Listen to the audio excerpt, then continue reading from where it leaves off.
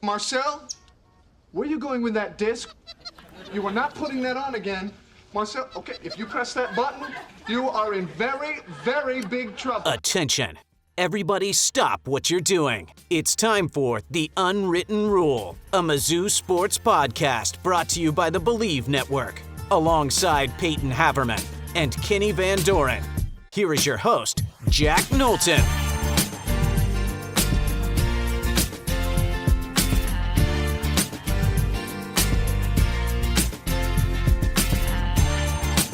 Welcome back to The Unwritten Rule. Today is Friday, October 10th, and it is the Alabama preview. Once again, we had a guest on for this. We talked with Matt Stahl about the game, so we will do most of our this part will be fairly short, and we'll kick it to our interview with him. Great interview, good friend of the program, covered Mizzou previously as well, so kind of is in really good standing with this game in particular. But we're going to get kind of our usual opening thoughts with just the three of us before we send it to Matt and talk with him. Mizzou-Alabama should be a really, really interesting game. I'm excited for this one for Mizzou, obviously the toughest game that they will have played so far. It's at 11 a.m. It's on ESPN, and it is I thought I had another element of the game with other than the time, but I didn't. Never mind. 11 a.m. ESPN is the kickoff between Mizzou and Alabama. ABC. Oh, it's on ABC, not ESPN. Thank you. I think that's why I hesitated, because I was like, I couldn't remember if I had the channel wrong. Some show host you are. Booyah. Quick breakdown of the game. Shout out to FanDuel. Mizzou is 3.5-point home dogs. We'll see if that moves at all as we get closer to kickoff in the kind of next 48 hours. The lines moved a little bit.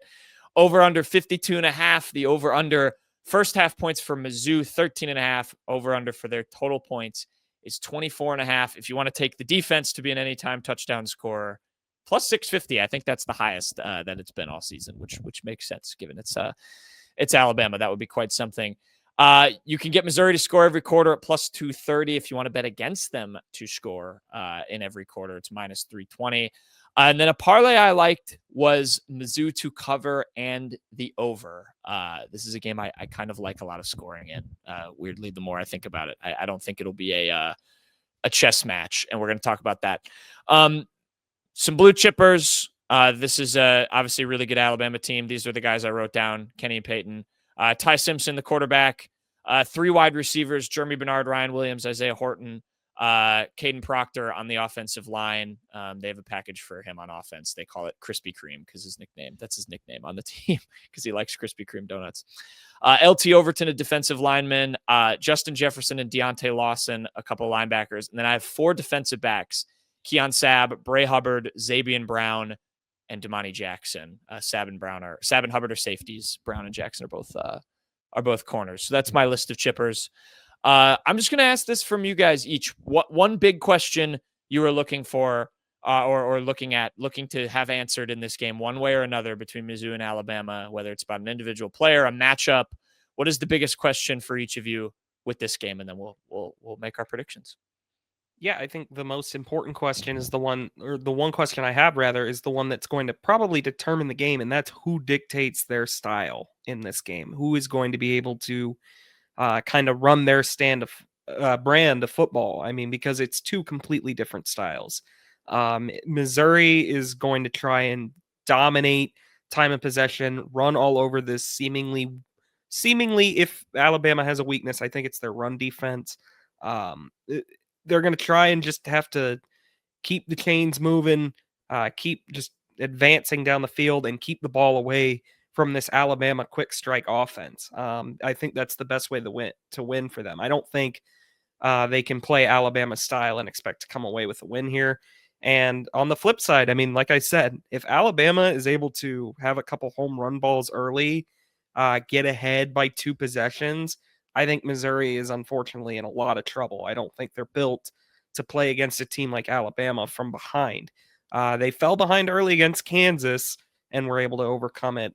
I don't think you can get away with the start you had against Kansas against Alabama. I'm not saying they're going to.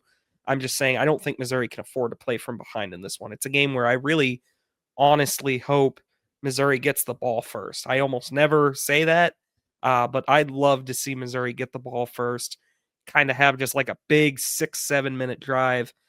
I didn't even mean to do that. I saw your face, Kenny, but just like a long touchdown drive where they run the ball for like 60 something yards.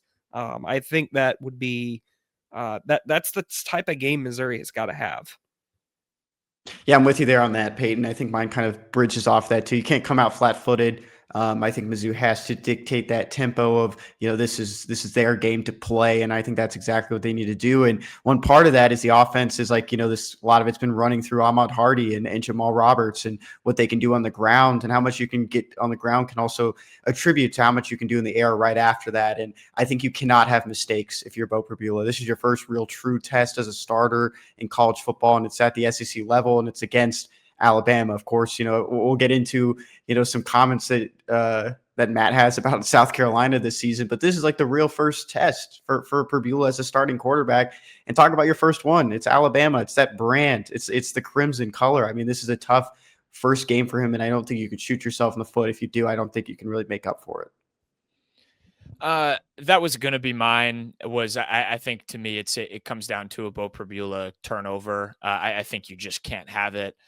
Kane Womack, who of course Mizzou's DC, Corey Batoon is kind of a disciple of, that is what he prides his defense on, is they like generating turnovers. They like having explosive plays on defense. He looks for at least one or two of those a game.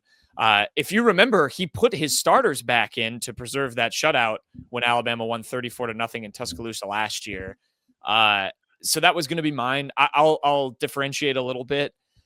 I want to see if this Missouri pass rush, what it does against a player like Ty Simpson. I think he's a lot different of a quarterback than they faced between, a Lenora Sellers and a Jalen Daniels. I think Lenora Sellers and Jalen Daniels are a little bit better improvisers. Sellers, we've sung his praises, despite South Carolina's maybe overall lack of talent. And he was able to dot Missouri's defense up. But this Missouri team has been, I feel like, some of the kings of getting a lot of pressure and getting into the backfield, but just not being able to come up with that sack. Some quarterbacks have escaped. They've extended plays. Ty Simpson, I don't think has made a name for himself in that department. He's a smart quarterback. He played really well against Georgia. But he's had some kind of up and downs in those games against Vandy and Florida State for Alabama. I want to see if Missouri can really make him uncomfortable. And in addition to hopefully stopping that Alabama rushing attack, which isn't spectacular, it's pretty in line with some of the running attacks they've faced so far this year. When it comes down to Ty Simpson having to make a play, I want to see if Missouri can get him sped up, make him uncomfortable. Can, guys like Damon Wilson turn those quarterback hurries into sacks? Can Chris McClellan make an impact as the big man in the middle? This is an Alabama offensive line. Matt's going to talk about it, that has chopped and changed. They don't really have a consistent five. There's some good players in there, but I want to see if that Missouri front seven can really make Simpson hurry up, just in the same way that Alabama secondary can affect Prabula. I really think that can be a tool for Mizzou to maybe win this game. Man, it would be something if they can do it. All right, before we get to Matt, let's do our predictions. Kenny, I guess I already recapped UMass because Mizzou was on bye last week, so no score predictions to look back at. Who wants to go first? I will give you the exact score odds from FanDuel too, if they fit. I'll go first. I think you kind of nailed it, Jack, with the pass rush thing. Like I said, I think the most important thing to determine who wins this game is who kind of dictates the style of play. And I think the second biggest thing in this game is, can Zion Young and Damon Wilson keep their so far unbelievably spectacular seasons up? I mean, if they can make Ty Simpson uncomfortable, get a couple Bama 3-and-outs, and Missouri's able to run the football effectively, I think that bodes extremely well for Missouri. That said, the voice in the back of my head just keeps saying, do you really see Alabama coming into Missouri 5-1 and exiting 5-2? Do you really think they're going to get their second loss this early in the year? And I just can't get myself to that point. I am going to take Alabama. I'm going to say it's close going into the fourth quarter. I think Bama just gets a couple late similar to the LSU game a couple of years ago. That's the one I keep kind of drawing a comparison to.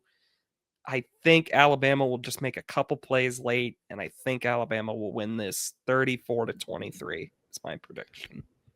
Mizzou's last home loss was against that LSU team in 2023. And it was 2 years ago. Recording here on Thursday, it was 2 years ago Tuesday that happened. And I've been kind of like sitting on that too, Peyton. I talked with Kyle about that at Mizzou today. That's a good comparison. I think frustrations-wise, for Mizzou fans, because I feel like there's a lot of people are watching this game that think, Mizzou can be in this one. Mizzou can compete against Alabama. That's not a question. Could like end up feeling a little bit like that Florida game in 2022 where it just kept slipping away. Like there might be like an opportunity where Mizzou can really take that step forward and win that game. And I think I'm kind of in that spot where, what was the over under 55 points, Jack? I think 52.5. So yeah, I'm right around there, but I'm going to go a little bit more. And I had originally 38-27 in favor of Alabama. Those are my preseason ones for those who are watching on the YouTube. I switched it up, and I'm just going to take 35-27 or 35-28 in favor of Alabama. Guess who's muted? You're muted, Jack. Sorry, I didn't realize I muted myself. So 35-28 Bama. Yeah, I'm with you, Peyton. Shout out to Owen Barnes from Believe in Bama. Go listen to his show. I went on there and previewed that game. It was a good conversation I had with him. He asked me for a score prediction. I'm going to stick with it here. And yeah, this is an Alabama team I still know a fair bit about, and they seem to have found their swagger at the right time. Kenny, it was 34-23 Alabama. Peyton picked. Which, by the way, Peyton, they no odds on FanDuel for that. You can get Missouri, Alabama 34, Missouri 24 at plus 12,500. So that's the closest you can come. Kenny, I'll have to look yours up in a second, but I'm going to keep it narrow. I'm going to have Missouri, or I guess with the way the line moved, they wouldn't be covering with this, but I went 31-27 Alabama. I have it a little bit closer. I think it'll end up being closer to what Peyton said. I like that take where, they just have a little bit more in the tank and they get those, that one touchdown that makes it just over a 2-score game in the fourth quarter. But I'm gonna stick with Mizzou keeping this close, man. It says a lot about Mizzou. I really want to talk myself into them winning this game. This is a really good Alabama team. Absolutely, you can, and you can, yeah. And I think if you pick Mizzou to win, if you see the score flipped, I don't think any of us will be surprised. And Mizzou fans shouldn't be surprised either. And I say that to say they should not storm the field if they do win this game. They should stay in their seats. Right. But yeah. Any final thoughts, Peyton? Riff about something while I find Kenny's odds for a score. Look, you kind of put it best. Like, there's totally a formula like for Missouri to win this game. There are absolute advantages that Missouri has over Alabama, which is something even a few years ago I don't think we ever would have imagined ourselves saying. Like, it's totally conceivable that Missouri could win this football game. I hope Faroe is rocking. I really do hope Missouri is able to find a way to dictate the style of play.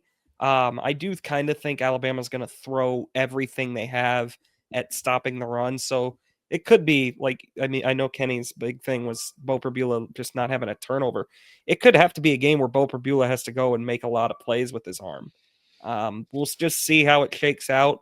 Again, I know I predicted technically a 2-possession win, but would not be shocked at all if Missouri won this game. And if Missouri won this game, my expectations skyrocket. I would honestly, if Missouri wins this football game, I think I would almost, and I probably would be, it would be a foot in my mouth saying this, but I would almost consider the playoffs almost a conclusion. And I'd start thinking big picture, like, can this team win the SEC? Yeah, I think you talking Atlanta? Are we talking Atlanta if Missouri wins? Oh this? yeah, I think you are. Atlanta enters the conversation if Missouri wins this game. Yeah. The last time Peyton and I had a conversation like that, it was for the 2019 Mizzou football team. There was a possibility that would happen, and that team finished 6-6. It probably lost a lot of hope because they probably knew that they weren't allowed to play in the postseason that year. But yeah, I think the only like 2 losses, realistic ones you see after that would be Texas A&M and Oklahoma, and there's probably still some belief that Mizzou might have a slight edge in different categories against both teams.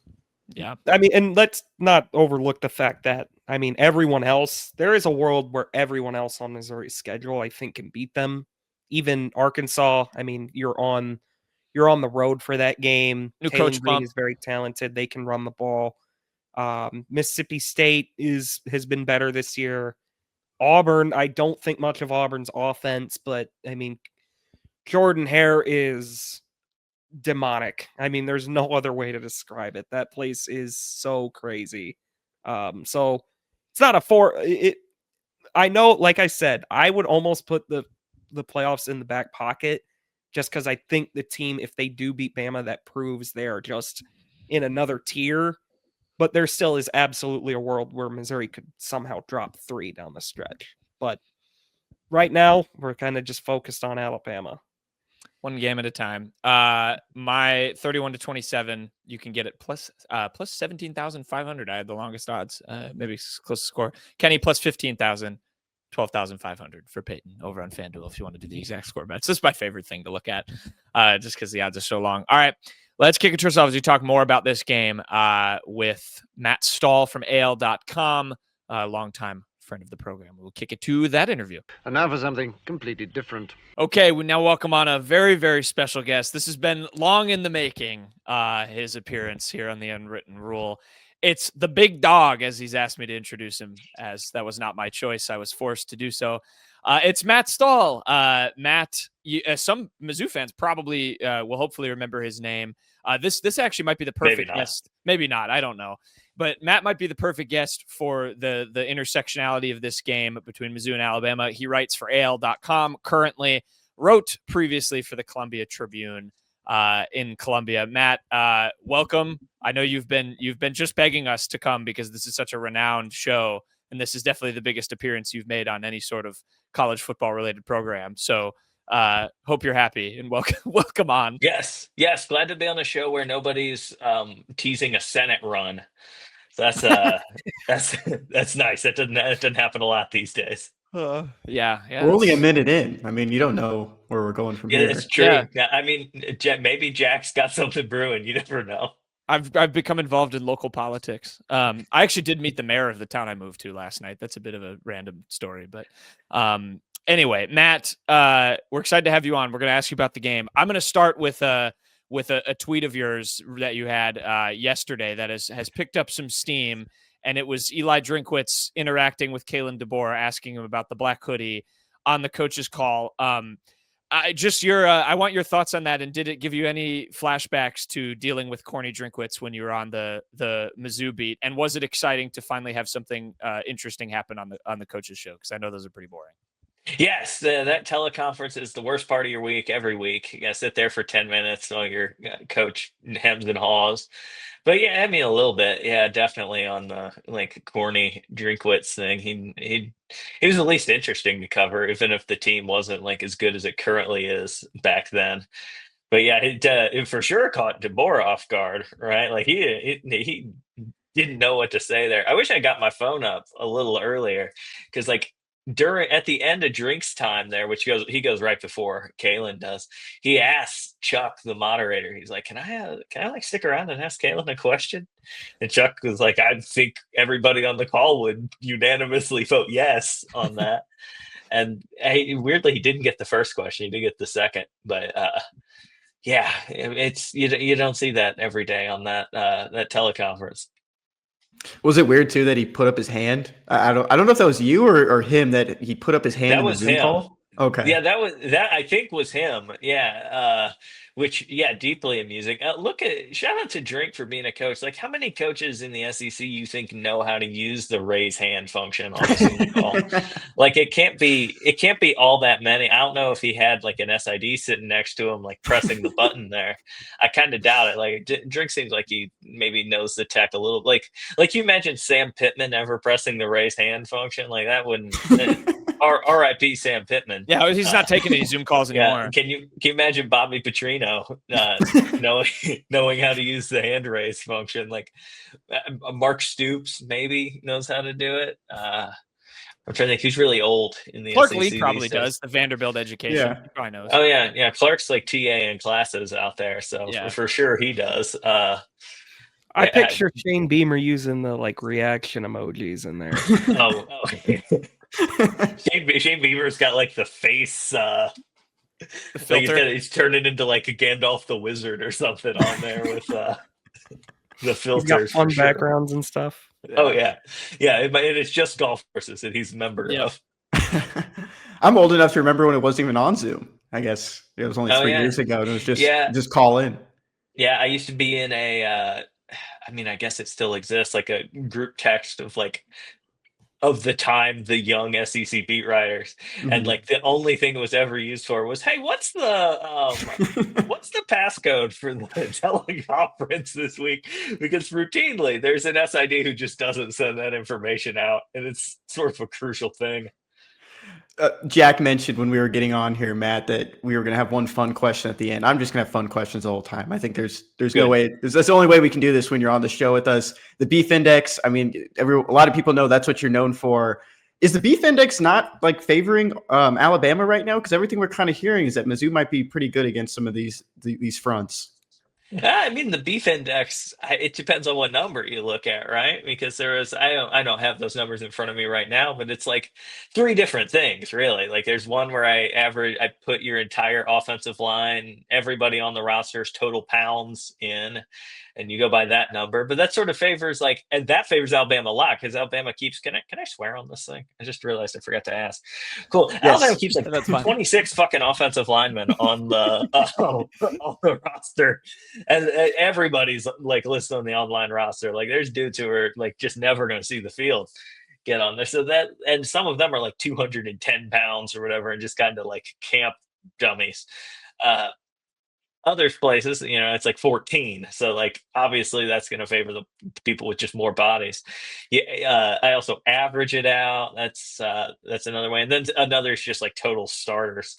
But tricky this year for Alabama because they don't have 5 like starting offensive linemen at a consistent time. Like they're rotating everybody, really. Like they're even moving like Wilkin Formby's moving tackle to guard. Like there's and back to tackle. It's that's sort of a mess. But yes, to like actually apply it to the game situation, like if Alabama's got a weak point, it is that offensive line. Like you can make them miserable that way. And occasionally Ty Simpson will hold the ball too long, and there you go. I will kind of build off of that because you mentioned Ty Simpson maybe sometimes can hold on to the ball too long, but he has also, I think, been easily one of the hottest quarterbacks in the nation as of late. That passing offense in general has just really kind of amped up.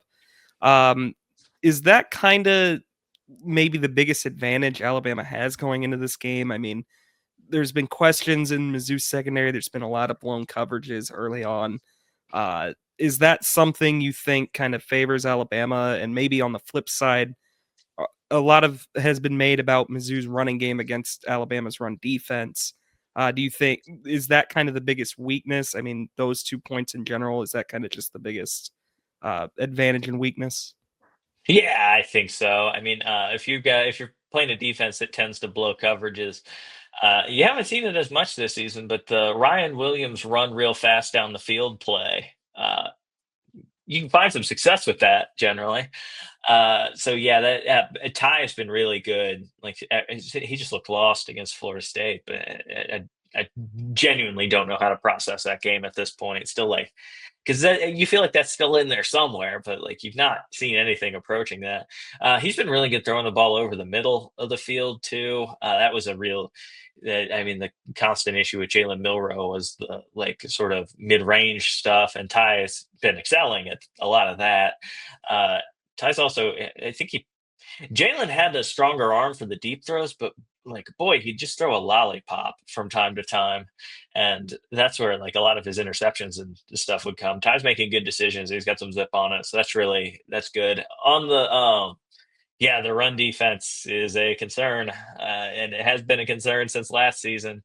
And especially when you got Bo Prabula, is it Prabula or Prabula?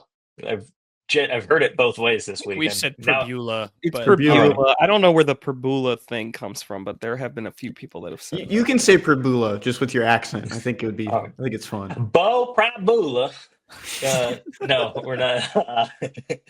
It's weird. It is the funny, like it has been like people from the South saying it like that. I'm like, you guys figure out the fucked up spelling of bow there with no problem at all. But Prabula's what's tripping folks up. But my point is, he can run a little bit, and Alabama has during the Kane Wommack, Kalen DeBoer era, and even going to late stage Saban, like the quarterback who can run a little bit has been a real like just they've until last week hadn't stopped one, and I think part of that was Vanderbilt got down and sort of had to get away with it, or get away from it, and they had to sort of try doing drop back passing with Diego Pavia, which is just not the strength, not what you want to be doing. But yeah, I would look for the Mizzou run game to be pretty strong in this one, and yeah, that's what's going to give them a chance to win. Is like you can kind of control the clock that way, or not control the clock. You can also run for 95 yards in a single play against Alabama. So yeah, that would be the weak point if there is one here. Yeah, that to me, I feel like the mindset I keep having with Mizzou is they should look at that Vanderbilt game from last year in terms of like the best defense might just be to keep all of those weapons like Ryan Williams and Horton and Bernard, and then obviously Simpson just off the field. Like that's what they've done against Kansas. That's what they did against South Carolina a little bit. I'm curious your thoughts, like with Bo Prabula, you know. I think he's made some, good throws this year. He's had some good decisions. He seems like a smart quarterback, but because of how good this running game has been, he hasn't really been asked to, win a game with his arm or make significant big play or difficult throws with his arm yet. And you mentioned what Alabama was able to do with Pavia in terms of forcing those mistakes. How do you evaluate that with a quarterback who, is still kind of trying to prove it in the SEC against, especially an Alabama secondary that I know, I'm not sure how good they've been in terms of their expectations, but has a lot of good talent back there with guys like Sabb, Jackson Brown. Bray Hubbard's obviously a guy who can hit people. What do you make of that matchup? Do you see Alabama maybe causing a lot of those turnovers and negative plays when they do force Prabula to throw? Yeah, they really could. If Alabama gets them into just like you have Bo Prabula drop back and beat us, yes, I think Alabama's been pretty strong on that front. They've started actually getting some sacks, which has been an issue last year. They've got guys who can certainly bring some pressure. Bray Hubbard's been great ever since the Florida State. We'll just go with everybody since the Florida State game. Since it's just looked completely different since then. Keon Sabb is still very good player. Xavier Brown, very, very talented cornerback. Damani Jackson, that's a tough secondary that will force those turnovers. And yeah, I think that's gonna wind up being Alabama's game plan. Is let's see if this guy can actually beat us with his arm, because he could beat Drew Aller with his arm. So we'll see. Two-part question, just because you're kind of immersed in, like you mentioned, with the Alabama people and just kind of understanding how to say Bo. What do they think of just Mizzou right now, and where Mizzou is compared to the last time they played each other last season? And then do you take credit just for Mizzou's success? Because once you left the beat, the team got really good. Yeah, I was saying that there's old tribs on my wall behind me where I was writing features of Brady Cook and Cody Schrader. I think I would have the first big Cody Schrader feature, not to pat myself on the back or anything, but come on now. Yes, I think I have to take a lot of credit for that. I opened up the door for Callum. Clearly, Callum's been a just key member of that beat ever since. What was the first part of that? What was the how are Alabama fans kind of seeing Mizzou this year compared to last year and the years past? Okay, yeah. I think they understand this is a better Mizzou team than the one they shut out last year, although they did throw the starters back in the end of that game to preserve that shutout, which I thought was kind of funny. But yeah, it's I think there's some questions as to the quality of Mizzou's schedule. I don't know if that's a hot topic for you guys. South Carolina sucks, though. They're bad at football. Kansas is I mean, they got Kansas's best shot for sure. I thought Kansas was going to win that game just watching like the first quarter of it. But yeah, I think there's some questions over as to like who Mizzou has really done it against. But also, I think people in Alabama really do respect that run game right now, and they remain a little scared of what that run defense can give up here. I kind of want to build off that because, I mean, at the beginning of the year, you said you don't even know what to make of the Florida State loss anymore. But I mean, that was kind of like the fallout from that game. I mean, people were tearing DeBoer to shreds. Really, just weren't. I mean, people were genuinely like seriously talking about Alabama, like not just being Alabama anymore. But now they're in a pretty big 4-game stretch. I mean, they beat Georgia at Georgia. They beat Vanderbilt. They kind of got over that mental hurdle. They have Missouri. They also did beat Wisconsin. I'll throw that in there. But sorry, Jack, Wisconsin is not good. It's okay. At all. I understand. So that was kind of expected. And then next week they got Tennessee. So I don't think Bama is overlooking Missouri by any stretch of the imagination at all. When you go on the road to play a top 15 SEC team, it's not going to get overlooked. But I think it's probably fair to say it's more important, like to Missouri and Missouri fans, just in terms of looking at their schedule. I'm curious, like, how does Alabama approach a game like this, where they're in the middle of kind of a really crucial 4-game stretch? They've got one of their biggest rivals next week. What kind of do you think has been the mindset and how they're preparing for this game? Well, I think the beauty, and I've asked some people like in the building about this, the beauty of that Florida State game is it is the constant like in our back pocket. It's like, oh, you're loafing in practice. You remember how bad this can get? Can get real bad.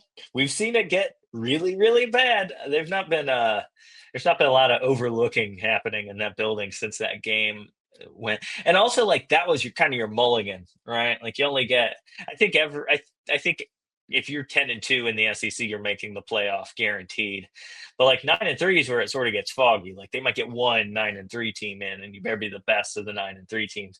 So I think Alabama has like woke up to like we've sort of lost the mulligan here. And also, I mean, everybody knows Mizzou's a good team.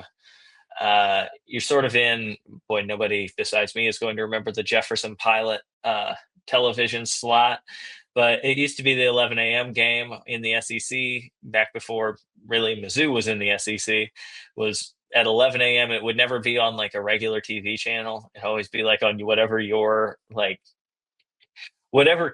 channel covers the CW would have like this 11 a.m. game sponsored by an insurance company.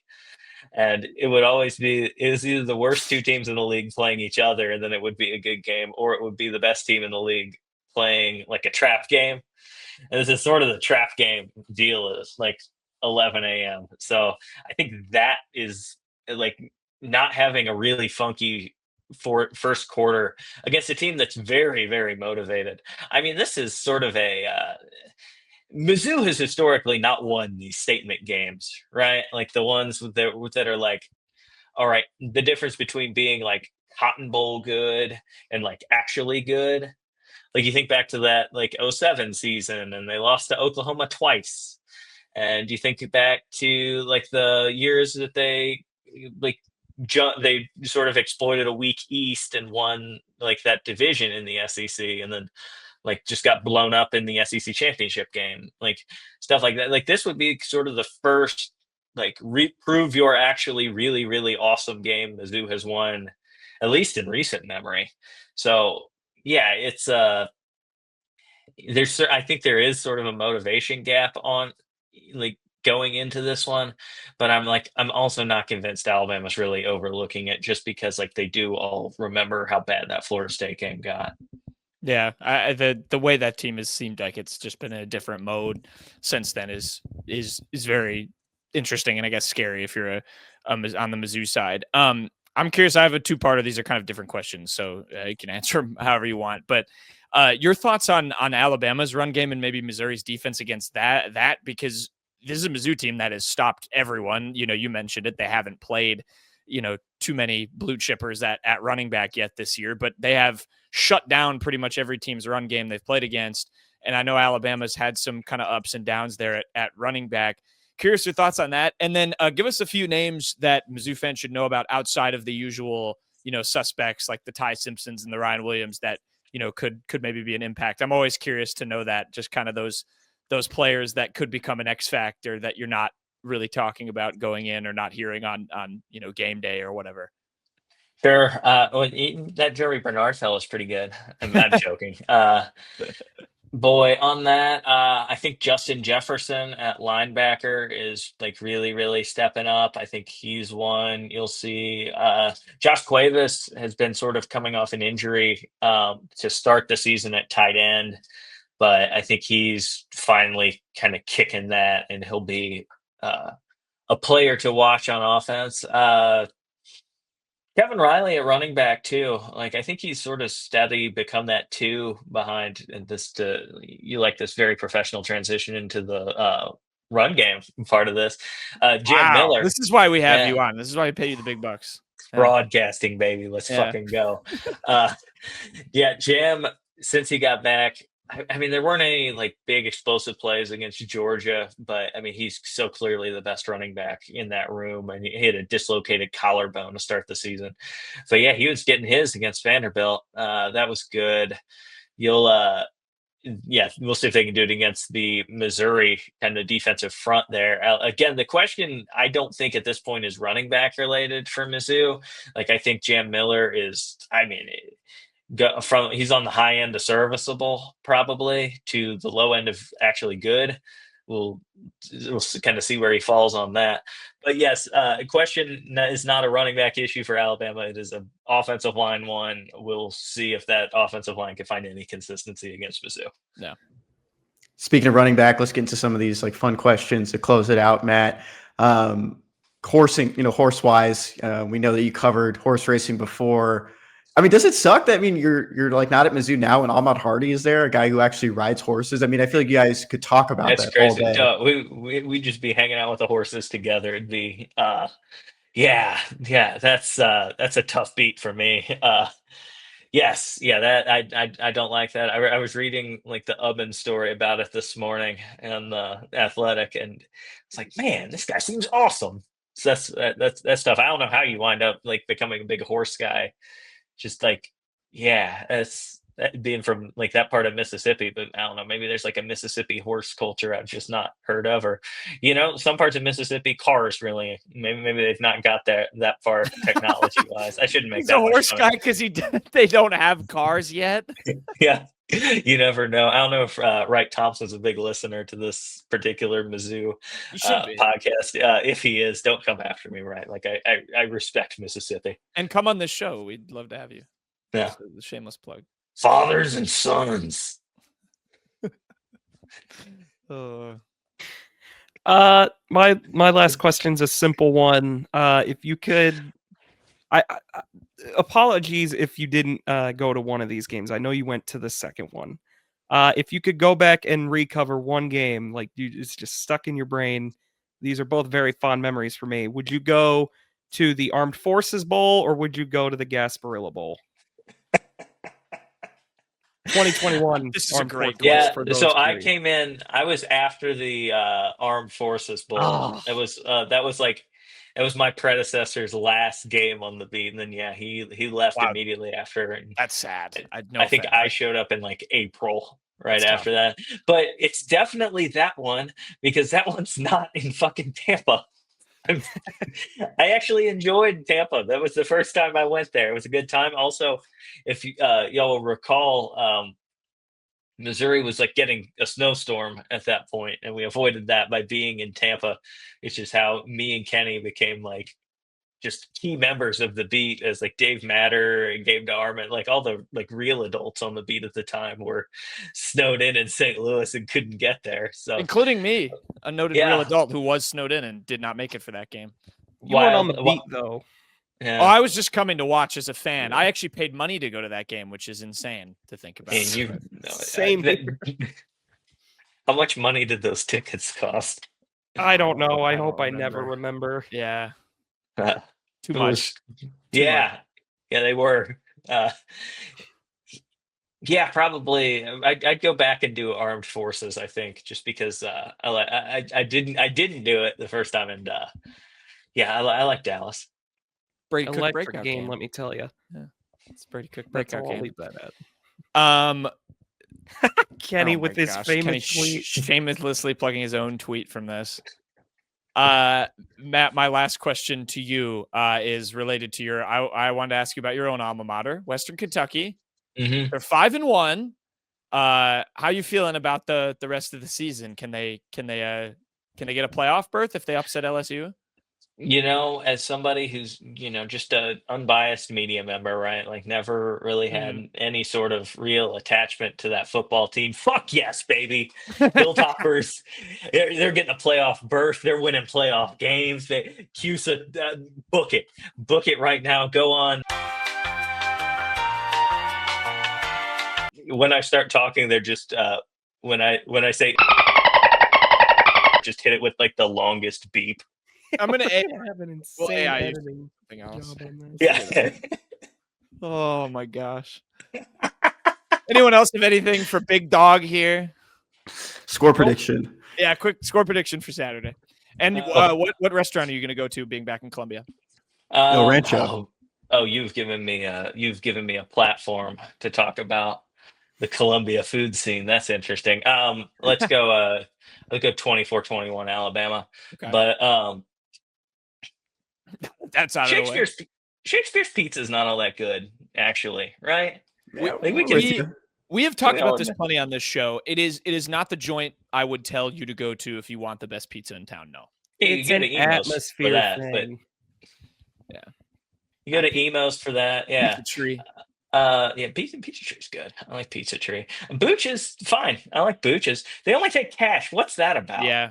At least they used to. I don't know if they've finally got with like the No, still 1990s and cash. got a credit card. Yeah, still cash. All right. Yeah, that sucks, dude. Who carries cash? That guy costs them so much business. What other Columbia like food related grievances do I have? Is it Los Margs? That spot right Los across from the- Margs. Yeah, their food sucks. That's Yeah, not but good you at don't go all. there for the food. We all know Yeah, no, that. you go there for the margarita that's right, like that are this tall and cost $2 and yeah, that's good. Ball on that. yeah. There's no There's a good Raising Chinese. Cane's on Providence if you're interested in Raising that. Cane's isn't good.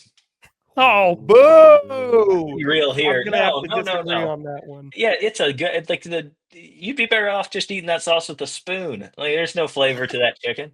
Zaxby's is where it's at as far as the It's gone. Oh, what? They closed it. Yeah, they turned it into like a Sophie Cunningham chicken strip place or something. I don't know. I think she's like a owner of the place. That's crazy. I'm so glad I got out of that town when I did. That's horrible stuff. They do. Is Lee's still open? Lee's rules. there's a Lee's Tire Company.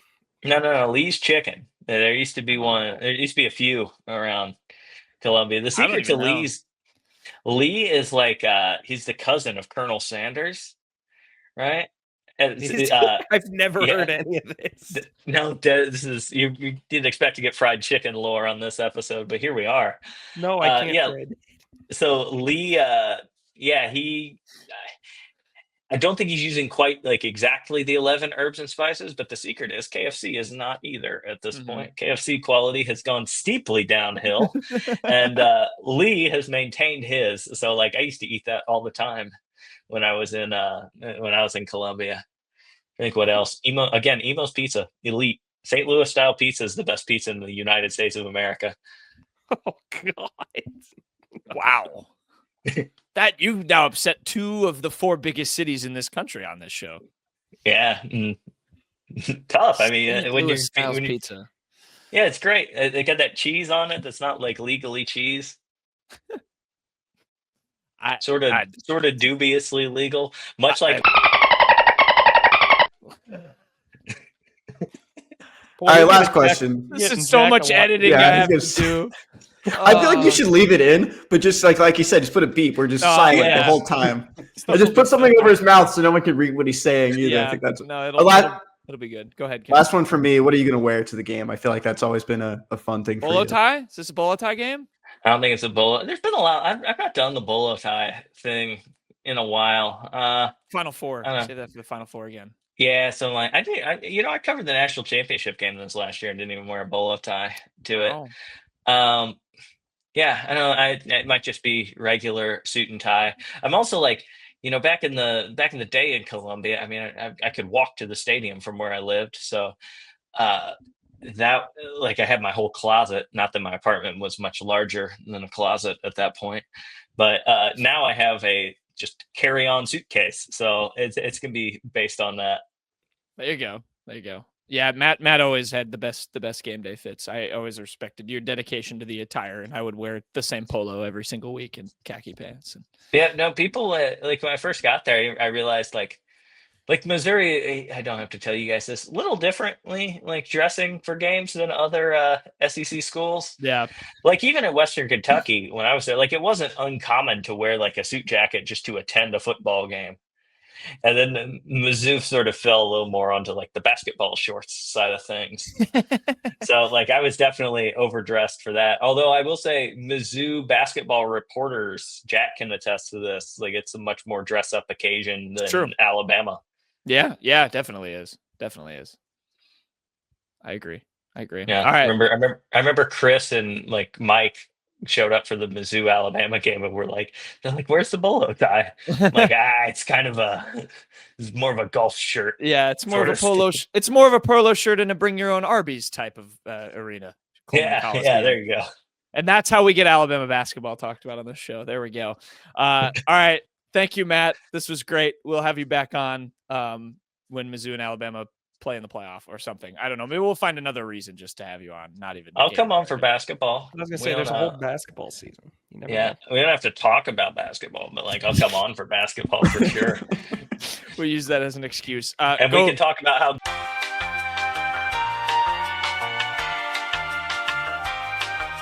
I have to listen to this whole segment back. All right. Matt, go read Matt's stuff on AL.com. He writes a lot of very good features too, outside of just Alabama stuff.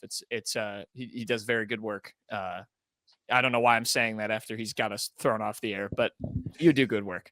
And thank you for coming. We'll have you on again very soon. appreciate it. You are done.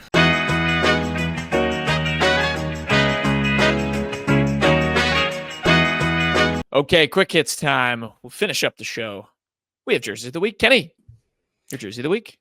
Yeah, the most important recruiting that's going on right now for Missouri is actually in gymnastics, and I'm going to give it the leotard of the week. I think that's pretty fun to do, and not just the jersey. I don't think I've been able to do that because I've done Tigers in the Wild. But Imani White, class of 2026, 5 stars committed to Mizzou. She's the 5th overall recruit in the class and has a career high 10 on the vault. Mizzou's 2026 class now features 2 5 stars. It's second class ever to do so. It's from Gracie Anger on X. I mean, we just keep talking about gymnastics and these great hauls that they're bringing in from the high school ranks, and just another 5-star reeling in for the Tigers. Yeah, it seems like they've been on an absolute heater as of late. Just like not just quantity either. Like these are quality recruits from the sound of it. Yeah, we keep hearing all these football and men's basketball rumors, I guess men's basketball is a lot of it has already happened, but keep hearing all these football recruiting rumors, but Shannon Walker's getting it done. Recruits are already confirmed, reeled in. Yeah. Mizzou Gym looks poised to stay at the top, which is really exciting. I'm hoping they make another run this year, because that was honestly really fun to go through and watch last season. So good for Mizzou Gymnastics. Payton, you're Missouri. You're a Tiger in the Wild. Tiger in the Wild. What am I doing? Jersey of the week. Jersey of the week. I'm gonna mute myself for the rest of the show. My Jersey of the week is going to go to a TV schedule. The Missouri. It technically goes to anyone that wears a Missouri basketball jersey, men's basketball jersey this season. Or just the ones in the photo that are wearing jerseys. Yeah, sure. Sean Phillips, Jaden Stone, the Sean others, Phillips, number everyone 17. else. But the TV schedule is out. An important one, I thought, was that the exhibition is going to be televised. I think we discussed on this show if it were or not. But the exhibition against Kansas State is on SEC Network. There's a couple ESPN games sprinkled in here. For the most part, you're going to have to get used to SEC Network again. That's just kind of how it goes during basketball season. But Border War is going to be ESPN2. That's what it was last season. I wonder what they have on December 7th to where it can't get on ESPN. But ESPNU, that will be where Notre Dame, the SEC, ACC challenges. And then, yeah, we'll obviously, as we preview these games, we always read off the networks as well. But nice to see that we have some good airtime for the Missouri Tigers this season. Could be Fairfield Merrimack. That's on December 7th. Yeah.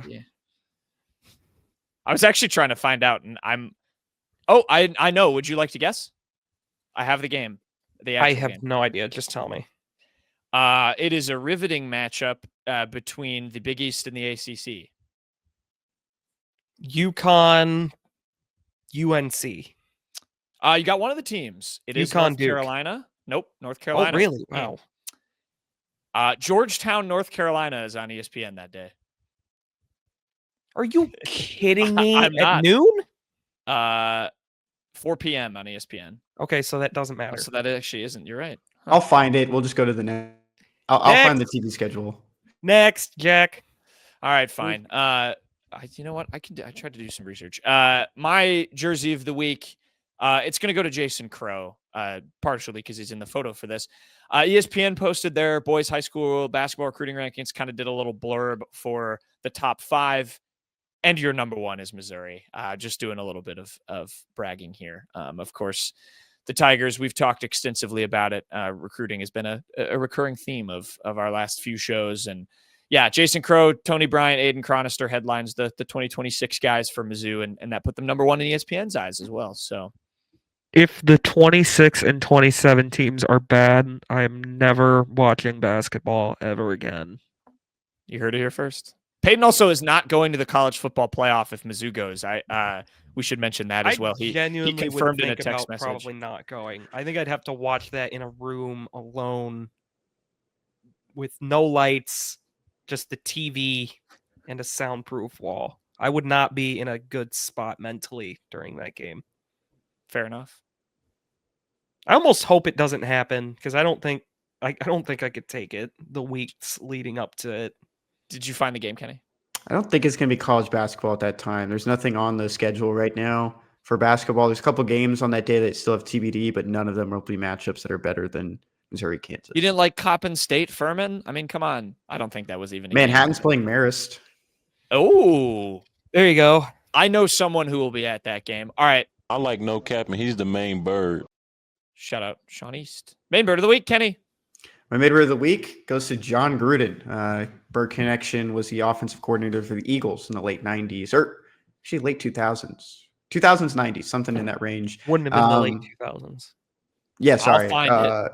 Okay, late 90s into the early 2000s is what I meant. You don't have to look it up. I already know that. I'm looking it up. I thought this was fun. Jon Gruden got kind of big with Mizzou fans last week when he opened up a box of all the Mizzou gear that he got from the team, and then he got Ahmad Hardy and Bo Prabula on his YouTube show. But the thing I thought was funny about it is that they posted the part where it's just him and Bo just kind of going back and forth, waiting on Ahmad Hardy to get there, like he was in class and wasn't there yet. And so the first 9 minutes of the video is just them talking about how Ahmad Hardy and just some other things, like how Bo's transitioned to Mizzou from Penn State. And then they're just like, where is this guy? He's not here. And then once they finally get him, it's pretty good. And I like, one of my favorite parts is the last question where he asks him about his horses, and Ahmad Hardy has a great answer. Just very Ahmad Hardy just goes a little bit in depth on what type of horses he has. And it was just pretty fun. I will mention I haven't watched it yet. I'm gonna the jacket that Gruden wears in this video. He got it out of that box that Kenny mentioned. Mizzou, put stuff with that logo out. I will buy it. A lot of people will buy it. Please, there's so much cool stuff in that box. I have to watch it, so I will review the jacket and the interview, Payton. But I trust your opinion on the Mizzou drip. Kenny bought a sort of similar jacket at homecoming, but it had the Block M helmet. It actually was pretty nice. It's funny, Kenny. Maybe if that was good with Gruden and Bo, maybe we should start doing that while we wait for Payton to join when we start. I honestly thought about starting to record when we were talking to Matt, because some of the stuff he was saying was just hilarious. And I was like, what if we just have this as an intro buffer? Just put it in. Payton, your main bird. I'm sorry, that was a mean diss. I take it back. My main bird of the week is going to be another TV schedule. God, I love TV schedules. I love TV deals. I love programming. And it's going to be the official Mizzou will play at a time and on a network announcement against Auburn. If you're looking for a bird connection, Auburn fans like to say War Eagle. An eagle is a bird. Don't ask why they say War Eagle, as Kenny found out the hard way. Mizzou will play at 6 p.m. Central Time or 6:45 p.m. Central Time on either ESPN or SEC Network. A lot of that probably depends on what Missouri does this Saturday against Alabama. But it's a night kick either way at Jordan-Hare, which is scary. Yeah, that environment is not going to be fun, especially for Mizzou's first road game. But we'll see how it goes. Good TV scheduling, Mr. Payton. My main bird of the week. I don't even know how. I don't even know if this is a main bird or what. But I've got some NCAA tournament and NCAA college basketball news has been floating around in the sphere. So I guess my bird connection will be that there are bird college basketball teams. Golden Green State Falcons. Thank you. NCAA closer to letting Division I player athletes bet on pro sports. An administrative committee for the NCAA adopted a proposal to let athletes bet on professional sports. So some of these sagas that you've seen and teams and players getting in trouble might be no more, which is going to be very interesting. I believe there's going to be a full vote later on. I think it said the rule would go into effect in like November. So don't know what you make of this. I didn't necessarily put it in here as a rah let NCAA athletes bet on sports, but it was an interesting headline. Obviously probably divisive opinions on it. I don't know if I have a super strong lean one way or another, but yeah, I don't have an opinion one way or the other. It's interesting because you've obviously seen a fair share of high profile things, both in college and pro sports with betting and, the kind of dichotomy of encouraging it so strongly amongst fans and players and all that. So there you go. We'll see how that happens, but it was an interesting headline from the week of college basketball and college sports. Best things you learned. Best thing I learned this week, SEC Nation, after having a 6-year layoff from Missouri, they're coming back to Missouri once again this season. They'll be back in Columbia this Saturday for Mizzou against Alabama. This time they're not having it like on Traditions Plaza and all that.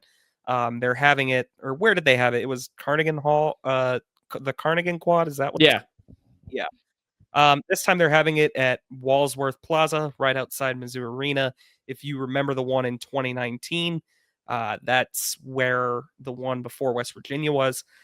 So it's pretty cool. I mean, Paul Feinbaum spoke pretty highly of the Mizzou crowd the last time they were there, just for the border war against Kansas. It was a really good environment.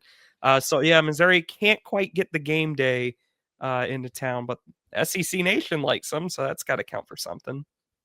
I just am convinced game day will never happen, and I'm not trying to be ungrateful because this is cool that they liked it. I really think it could happen against A&M if Missouri keeps winning. I think that week makes a lot of sense, but got to keep winning for that to happen. Indeed. Kenny, what did you learn? Best thing I learned this week is another baseball commitment. Michael Sin committing left-handed pitcher in the class of 2027 from Lafayette in the St. Louis area. I saw one of the staffers for Mizzou tweeted keeping another guy in state. And so 2027 class continues to add players. Huge. Yeah. They've been kind of on a bit of a stretch where they've gotten a good number of commits too. It's commitment season. Yeah. The recruiting is it's spread far and wide. We've got hoops, football, gymnastics, basketball, or baseball. Softball had a couple. Softball, we've talked about a couple, right? So yeah, commitment season. Mizzou just doing well in the recruiting spheres. My best thing I learned this week, I'm actually flipping it completely around. It's the worst thing I learned this week. This tweet was from a couple days ago from Rocco Miller, who's an NCAA hoops I guess, talking head reporter. He tweets a lot of news. He said, per reports, the NCAA is leaning towards a model that places the 12 lowest AQs, automatic qualifiers, into the quote-unquote opening round, along with the last 12 at-large selections as part of a 76-team proposal. Yes, folks, NCAA tournament expansion is back. Dennis Gates somewhere probably read this and pumped his fist and was very excited. I don't know. I kind of have just accepted at this point that it's just inevitable, but I think I've reached a stage, guys, where I'm like, just tell me what the new format is and I'll watch the games either way. But this is the new thing, I guess.